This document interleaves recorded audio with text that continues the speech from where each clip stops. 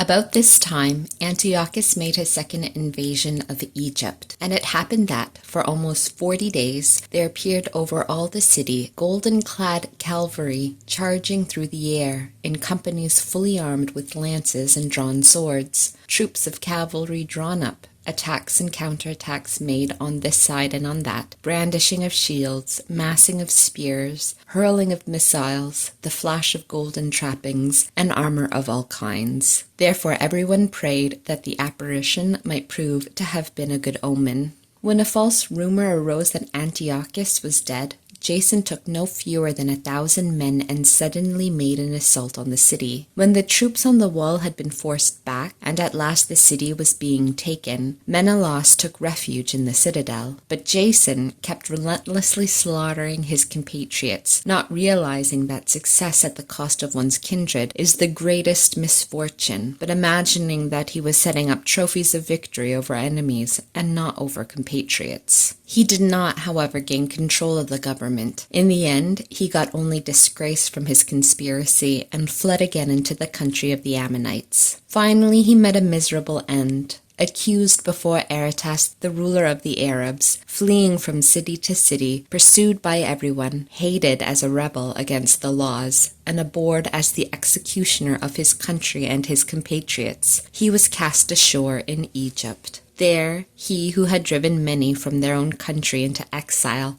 died in exile, having embarked to go to the Lacedaemonians in hope of finding protection because of their kinship. He who had cast out many to lie unburied had no one to mourn for him. He had no funeral of any sort and no place in the tomb of his ancestors. When news of what had happened reached the king, he took it to mean that Judea was in revolt. So, raging inwardly, he left Egypt and took the city by storm. He commanded his soldiers to cut down relentlessly everyone they met and to kill those who went into their houses. Then there was massacre of young and old, destruction of boys, women, and children, and slaughter of the young girls and infants. Within the total of 3 days, 80,000 were destroyed, 40,000 in hand-to-hand fighting, and as many were sold into slavery as were killed.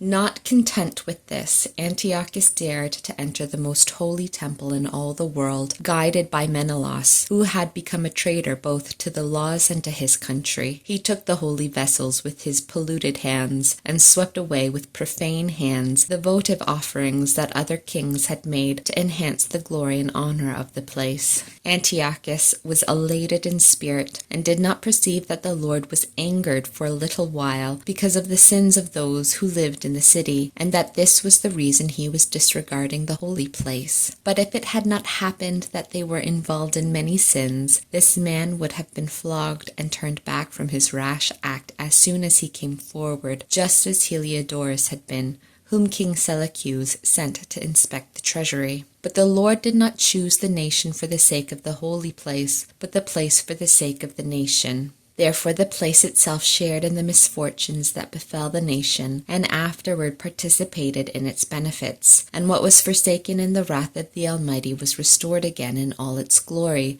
when the great Lord became reconciled. So Antiochus carried off 1,800 talents from the temple, and hurried away to Antioch, thinking in his arrogance that he could sail on the land and walk on the sea because his mind was elated. He left governors to oppress the people. At Jerusalem, Philip, by birth a Phrygian, and in character more barbarous than the man who appointed him, and at Gerizim, Andronicus, and besides these, Menelaus, who lorded it over his compatriots worse than the others did. In his malice toward the Jewish citizens, Antiochus sent Apollonius, the captain of the Mysians, with an army of 22,000, and commanded him to kill all the grown men and to sell the women and boys as slaves. When this man arrived in Jerusalem, he pretended to be peaceably disposed, and waited until the holy Sabbath day. Then, finding the Jews not at work, he ordered his troops to parade under arms. He put to the sword all those who came out to see them, then rushed into the city with his armed warriors, and killed great numbers of people. But Judas Maccabees, with about 9 others, got away to the wilderness, and kept himself and his companions alive in the mountains as wild animals do. They continued to live on what grew wild, so that they might not share in the defilement.